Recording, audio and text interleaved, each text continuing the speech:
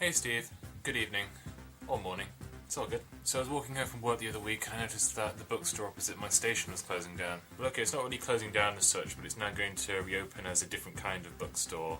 But it got me thinking, what's the future of books? Are they needed anymore? Are they totally obsolete, or do they still serve some kind of purpose? I like to argue that the answer to that final question is yes, but it also probably depends on how old you are. Steve, you and I are part of the final cohort of humans who remember an age before the internet, known as Generation Y.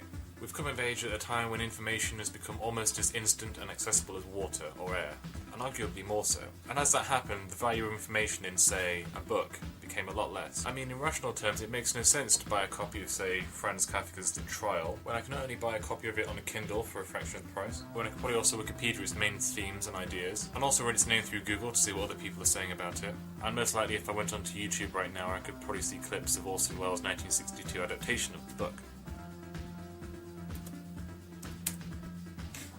Yep, the whole film's right there. And yet, Steve, I would argue to you that reading it in a book is still better in many ways, mainly because it allows us to reflect on what we're reading.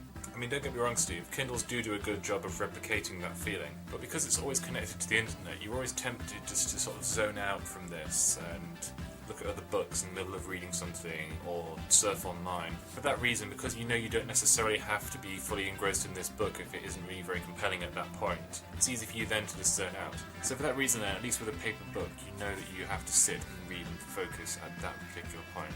At this point, this is all I'm going to do. And I found that as I get older, it's harder for me to just sort of sit and just read a book. I have to then go and look and do other stuff. It's difficult to really sit and focus, So I still feel that reading paper books are a better way of reading, learning and reflecting on an author's work, at least for the time being. Alright, take care. Bye-bye.